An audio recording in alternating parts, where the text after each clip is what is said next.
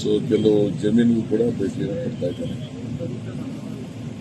ಈಗಾಗಲೇ ರೈತರಿಗೆ ಯಾವ ಕಾರಣಕ್ಕೂ ಕುಡಿಯೋ ನೀರು ತೊಂದರೆ ಆಗಬಾರ್ದು ಅಂತ ಹೇಳಿ ಪ್ರಧಾನಮಂತ್ರಿ ಒಂದು ವಿಶೇಷವಾದಂತಹ ತೀರ್ಮಾನ.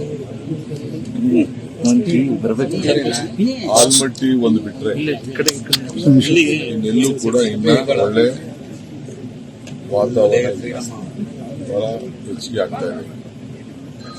ಈ ಭಾಗದಲ್ಲೂ ಕೂಡ ಬಹಳ ಬರ ಇನ್ನ ನಮಗೆ ಕಾಣ್ತಾ ಇದೆ. ಸೊ ಅದಕ್ಕೆ ಏನ್ ಮಾಡಬೇಕು ಮುಂಜಾಗ್ರತೆಯಾಗಿ ಅಂತ ಹೇಳಿ ಚರ್ಚೆ ಮಾಡಲಿಕ್ಕೆ ಇವತ್ತೆಲ್ಲ ನಮ್ಮ ಜನಪ್ರತಿನಿಧಿಗಳು ಕೂಡ ನಾವೆಲ್ಲ ಆಹ್ವಾನ ಕೊಟ್ಟಿದ್ದೇನೆ. ಅಧಿಕಾರಕ್ಕೆ ಕೂಡ ಎಲ್ಲ ಅಧಿಕಾರಿಗಳು ಕೂಡ ಮಾಹಿತಿಗಳನ್ನು ಚರ್ಚೆ ಮಾಡಿಬಿಟ್ಟು ನಿಮ್ಮ ಹತ್ರ ಏನು ವಿಚಾರ ತಿಳಿಸಬೇಕು ಅಂತ ಹೇಳಿ ತಿಳಿಸ್ತೇನೆ. ನಾಳೆ ಇಲ್ಲಿ ಸುಧಾಕರ್ ಅವರ ನುಡಿ ನಮನ ಕಾರ್ಯಕ್ರಮ